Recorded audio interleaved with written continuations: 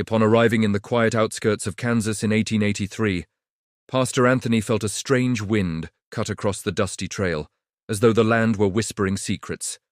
The sky glowed faintly, and something deep within warned him that this journey would change everything he believed.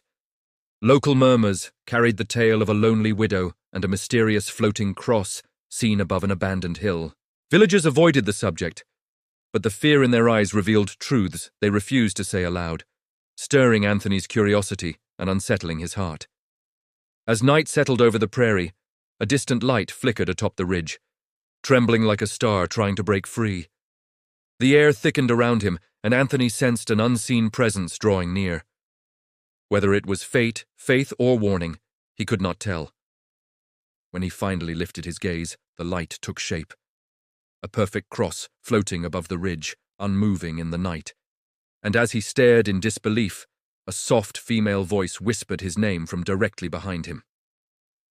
Pastor Anthony spun around at the sound of the whisper, but the trail behind him lay empty beneath the faint moonlight. The wind brushed past his coat, lifting dust in slow spirals. His pulse pounded as he tried to determine whether the voice came from heaven, memory, or something far more mysterious. He steadied his breath and headed toward the ridge where the floating cross had appeared. Each step made the dry Kansas soil crack beneath his boots. Faith pushed him forward, yet an uncomfortable stirring pressed deep within his chest. Something unseen watched him, lingering in the dark. When he reached the slope, the glowing cross had faded, leaving only a dim shimmer hanging in the air. It flickered like dying embers, resisting the night. The silence was so complete he could hear his heartbeat as though echoing across the prairie. Still, he climbed toward the top. At the summit he found nothing but an old fallen log, pale and weathered, lying as if abandoned by time itself. No cross. No light. Only a cold breeze that seemed to breathe past his ears. He knelt and touched the ground, feeling a faint vibration, as though the earth itself remembered what he saw. A shadow moved behind him. Anthony rose quickly, prepared for anything, but instead of danger, a woman holding a lantern stepped forward, its flame trembling. Her features were delicate, her eyes startled. It was Mary Doyle, the lonely widow spoken of in hushed tones around town. Mary asked what he was doing alone at such an hour, her voice tight with caution. Anthony explained the cross, the whisper, the strange pull he felt. At the mention of the cross, Mary's face drained of color, as though he had resurrected a fear she tried hard to bury. She begged him to leave the hill immediately. They walked down the slope, the lantern casting narrow circles of light. Mary kept glancing back nervously, and Anthony felt every hair on his arms rise. Something unseen moved through the darkness, staying just beyond the reach of their flame. The night felt alive with watching eyes. Reaching her small wooden home, Mary invited him inside. Candlelight threw long shadows across the room, revealing simple furniture and an old portrait of her late husband. Anthony noted the sadness in her expression, a sorrow that seemed carved into her bones. She offered water and sat quietly, waiting. He asked again about the cross. Mary hesitated, hands trembling slightly. She confessed that the cross had appeared on the night her husband vanished without a trace. No struggle, no footprints, nothing but silence, and the shining cross hovering above their home as if claiming something it had every right to. A sudden pounding rattled the front door. Mary jumped, eyes wide. She whispered for Anthony to hide behind a curtain. When she opened the door, Jacob Ferris, the tall cowboy, burst in with panic etched across his face. He demanded to know whether she had seen the cross again, sweat dripping from his brow. Mary tried to calm him, but Jacob insisted that strange lights had been wandering across the fields since sunset. He spoke of a tall figure walking near the abandoned church, moving without sound or human motion. His voice buckled under fear, revealing how deeply the phenomenon had shaken him. When Jacob left, Mary closed the door quickly, leaning against it with trembling breath. She seemed torn between revealing the truth and protecting herself. Anthony stepped forward and assured her he was there to help, guided by a calling he could not yet understand. Finally, she revealed that the cross had haunted her ever since her husband disappeared. Villagers whispered that tragedy followed the cross, that it was an omen of spirits unsettled. She admitted she feared it was calling to her again, but she didn't know why or what it wanted. Anthony placed a reassuring hand on her shoulder, sensing the depth of her suffering. He vowed to uncover the truth, not only for her, but for the entire frightened community. A sudden flicker drew his attention to the window. A dark figure stood outside, motionless, as though carved from the night. Before he could react, Mary blew out the lantern in terror.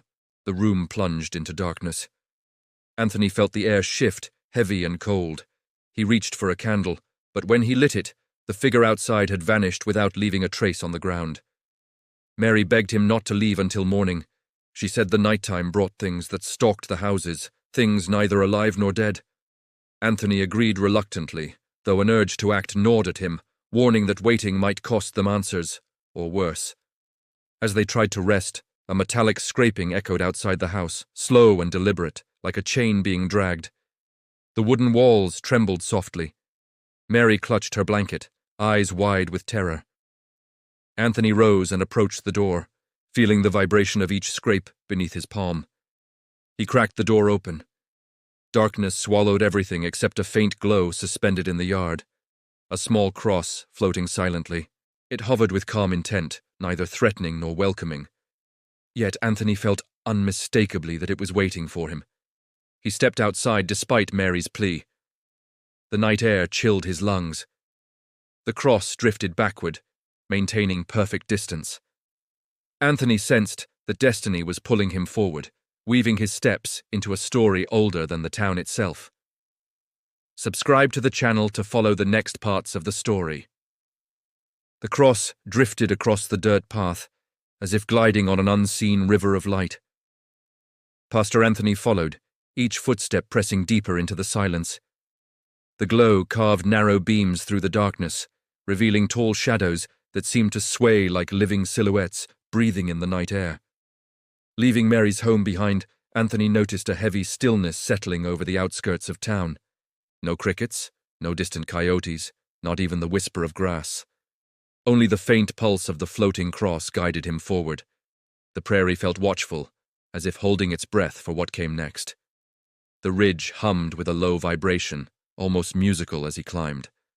The cross brightened with each step. Anthony sensed the boundary between the ordinary and the spiritual thinning like a fragile veil ready to tear. Whatever waited ahead had been calling long before he ever arrived in Kansas. At the top, the cross stopped suddenly and lowered itself onto the old log he had seen earlier, as though returning to its rightful resting place. Anthony knelt, touched the wood, and felt a stronger pulse than before. Something within the log seemed alive, carrying echoes of a story not yet spoken. A flash of gold blinded him. When his vision cleared, a woman's shimmering figure stood before him, veiled in soft, glowing mist. Her face shifted between clarity and blur, familiar yet unreachable. Her lips moved in silent urgency, as though trapped between worlds unable to speak. She pointed toward the abandoned church, her gestures pleading. A chill spread through Anthony's chest as he realized she was guiding him, warning him. The church had been avoided for years after its former priest vanished without explanation. It was a place stained by forgotten sorrows. The glowing woman dissolved into drifting light, and the cross dimmed into darkness once more. The ridge returned to silence, but Anthony felt the weight of the message crushing down on his spirit. Something haunted that church, and whatever it was had been waiting for him. He descended the ridge, lantern swaying with each stride. A faint noise stirred behind him, a rustling, light but purposeful. Anthony froze. Between the tall wild grass, he saw a familiar shape.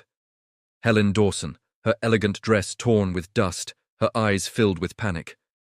Helen rushed toward him, breathless. She confessed she had seen the cross too, its light calling her name again and again. She followed the pull until fear overtook her. Her voice trembled as she described the same glowing woman he had seen, except in her vision the figure wept uncontrollably. Anthony felt the gravity of her words. The spirit wasn't merely signaling, it was suffering. Helen clung to his coat sleeve, insisting the woman wasn't trying to harm them, but begging for something. Anthony sensed Helen's involvement ran deeper than either of them understood. Before they could discuss more, rapid footsteps echoed behind them. Rose Matthews stumbled into view, breath sharp and frantic. She announced that Mrs. Gertrude Allen had vanished from her home moments after claiming she heard the cross whisper her name. Panic thickened the air. Anthony made the decision immediately. They would go to the church first. The message, the visions, and the fear converged there. Whatever haunted the prairie's edge had its roots beneath that roof. With lanterns lit, the three made their way to the worn wooden structure looming like a shadowed sentinel. The church door hung open, swaying lightly. A cold draft moved through it as if the building exhaled. Anthony pushed the door fully and stepped inside. Shadows clung to the walls as if refusing to move. Helen and Rose stayed close, their steps echoing softly against the old, warped floorboards. Inside, the altar bore deep scratch marks, as though heavy objects had been dragged repeatedly. Candles melted long ago had fused into the dusty floor. Anthony's pulse quickened.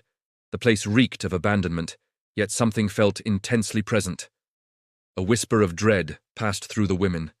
A soft groan rose from deeper within the church. Anthony hurried to a small side door leading to the sacristy.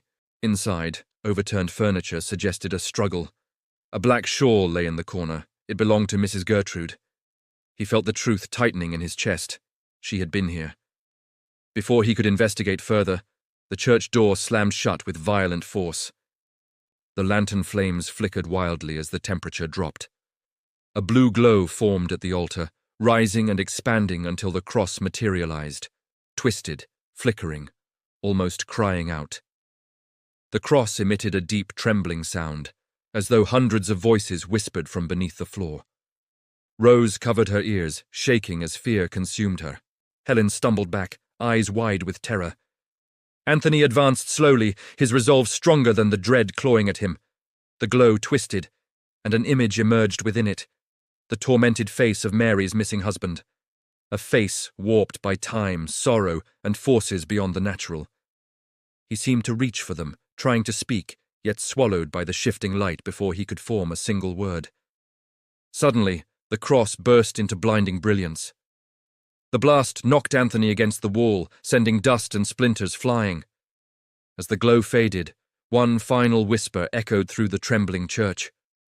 A whisper formed by countless voices, layered in despair. Return. CTA 2, English. Don't forget to like this video, it really helps the channel grow. Characters of the story. The echo of the word return clung to the church walls long after the light faded. Pastor Anthony pushed himself upright, his body aching from the blast. Helen and Rose rushed to his side, their faces pale with terror. The atmosphere felt heavier, as though the whisper had settled inside the building itself. Anthony steadied his breath, sensing the lingering vibration beneath his boots. The floor pulsed faintly, carrying something ancient and restless. He knew the cross wasn't just a warning, it was a plea. The spirit behind it was growing desperate, and the veil between worlds was thinning faster with each sign.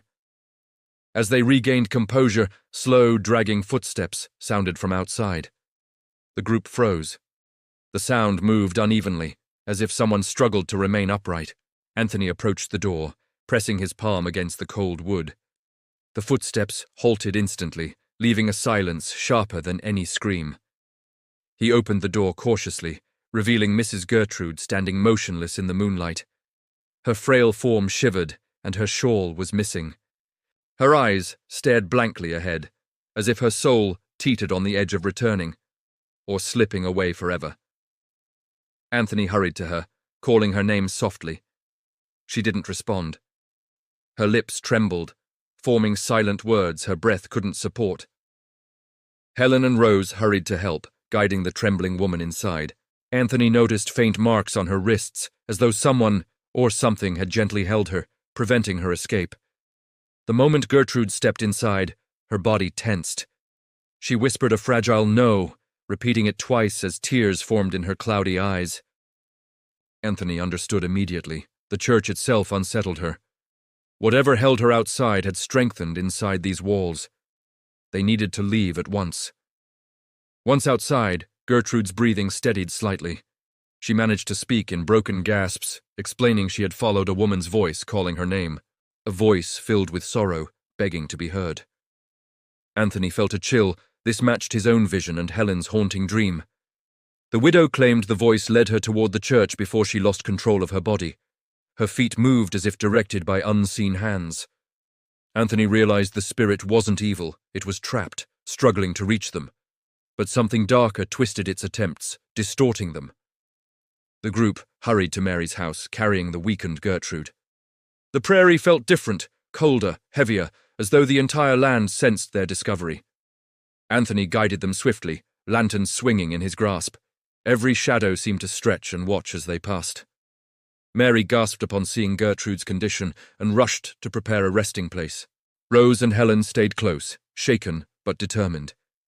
Anthony explained everything, every vision, every whisper, every flash of tortured light. As he spoke, Mary's expression shifted from fear to grief. When Anthony mentioned the distorted face of her late husband inside the cross, Mary broke into silent tears. She covered her mouth, trying to contain the sobs. The pain she had buried resurfaced like a wound torn open. She clutched her dress, shaking with grief and disbelief. After calming down, Mary finally confessed her husband had been investigating an old town legend before he disappeared. A woman scorned by the community, vanished mysteriously, rumored to have died heartbroken. Over generations, her name became taboo, spoken only in fear. Anthony listened intently. This aligned with everything, the woman in their visions, the sorrowful calling, the distorted cross, the restless energy. The spirit of the forgotten woman sought truth, not vengeance. But what bound her? And why was she calling specific people? Helen then spoke, her voice trembling. She described her dream of the glowing woman weeping inside the ruined church, lifting her face to reveal the same blue eyes Helen saw in her own mirror. Anthony realized the connection might be blood, family reaching across time. Rose suggested the forgotten woman could be Helen's ancestor. Helen's face paled, recalling how her family never spoke of the past. Her mother died young, leaving a silence that now felt purposeful, as if protecting her from a painful legacy. But secrets always return. Before they could discuss further, Gertrude stirred with a pained groan. She opened her eyes, struggling to speak. Anthony kneeled beside her, urging her gently. With trembling breath, she rasped out that the forgotten woman did indeed have a name, one erased by the town to hide their guilt. Finally, with her last reserve of strength, the elderly woman whispered the name. Not a stranger's name, not a distant memory. It was a name that made Helen stagger backward, heart pounding, breath stolen from her lungs. The name was Helen. Silence swallowed the room. The lantern crackled faintly. Anthony felt the truth lock into place like a long-lost puzzle piece. Helen wasn't just connected to the spirit. She was the last living echo of the woman who had suffered unjustly. And the spirit had been calling her home. Leave a comment below telling what you think about the story. The name lingered in the room like a ghost reborn. Helen pressed a shaking hand against her chest, struggling to breathe as the realization washed through her. She felt as though centuries of sorrow had suddenly awakened inside her, binding her to a fate she never knew existed.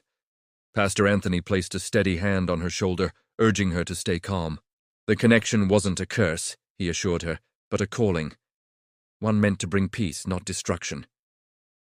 Helen's eyes shimmered with fear and confusion, yet something deeper flickered behind them, almost like recognition. Mary set a warm cup of tea on the table, though her own hands trembled.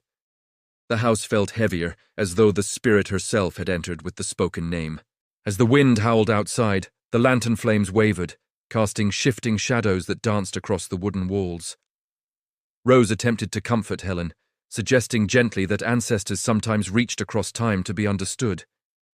Helen admitted she knew almost nothing about her lineage. Her mother had died early, and her grandparents refused to speak of their family's history. Silence had shielded her, but also blinded her. Anthony declared they needed to return to the church at dawn, when light would give them strength and clarity. But until then, none of them should wander outside. The spirit was calling more urgently than before, and something else in the darkness sought to twist that calling into fear. The night dragged forward with uneasy stillness. Wind rattled the shutters, faint whispers drifted through the air, too soft to decipher. Helen awakened from restless sleep, shaken by visions of the glowing woman reaching toward her, tears falling like liquid silver down her shimmering face. She woke Anthony, recounting the dream. He realized the spirit wasn't simply showing pain.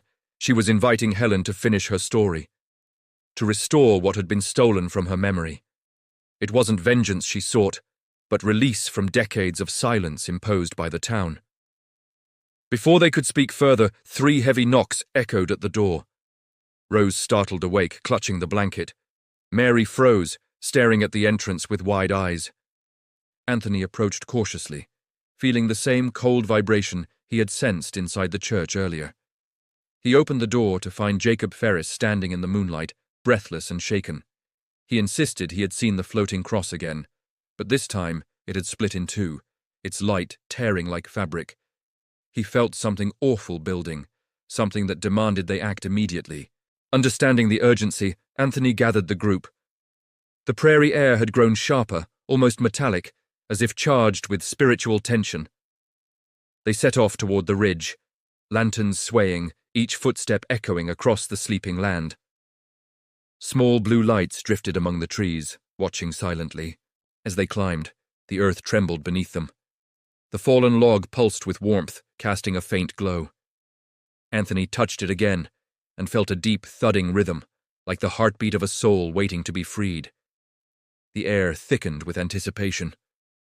Suddenly, a whirlwind of dust and wind spiraled around them. In its center appeared the glowing woman once more, brighter and more defined than ever before. Her gaze locked with Helen's, full of sorrow and longing. Helen stepped forward instinctively, tears forming in her eyes. The spirit pointed urgently toward the abandoned church, her shimmering form trembling. Anthony understood. Whatever bound her was hidden within those walls. They ran down the ridge, the spirit following like a fading trail of light, guiding them through the darkness. Inside the church, the altar glowed faintly. The cross materialized, steady and pure for the first time. The woman's figure appeared beside it, no longer distorted. She pointed to a loose floorboard at the base of the altar. Anthony knelt, pried it open, and pulled out a dusty old journal. Helen gasped when she saw the name on the first page. It matched her family's forgotten lineage exactly. As she opened the fragile journal, she read about betrayal, isolation, and a love destroyed by lies.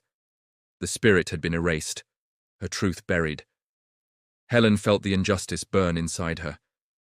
The glowing woman approached Helen, extending a delicate hand, shimmering like morning frost.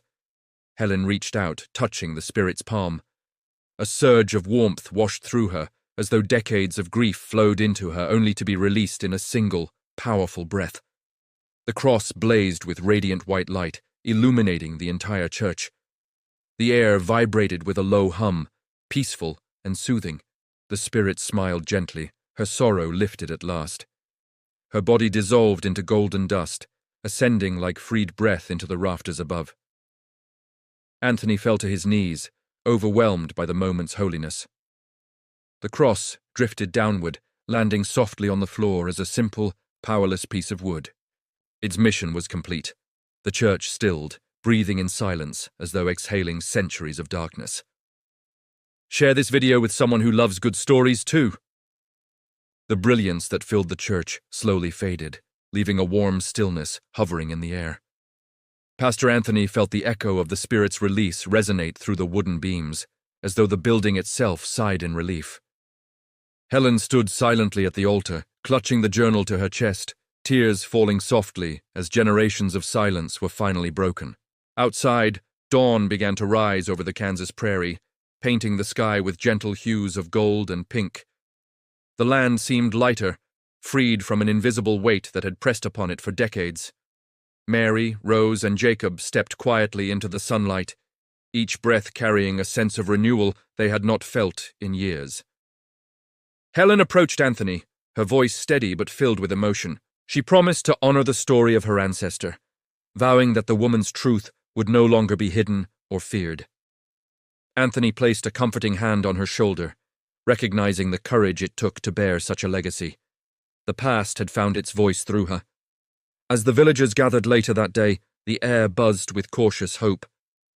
The strange lights were gone, the whispers silenced, and the prairie felt whole again. The simple wooden cross lay quietly on the church floor, no longer glowing, no longer burdened. It served now only as a reminder of the healing that had taken place. Pastor Anthony offered a prayer of gratitude, thankful for the strength that carried them through the ordeal. Though the spirit had moved on, her presence left behind a lesson of truth, compassion, and the power of remembrance. With hearts lighter and faith renewed, the town stepped forward into a future no longer haunted by the shadows of the past. Thanks for watching. Subscribe, like, and share to support this project.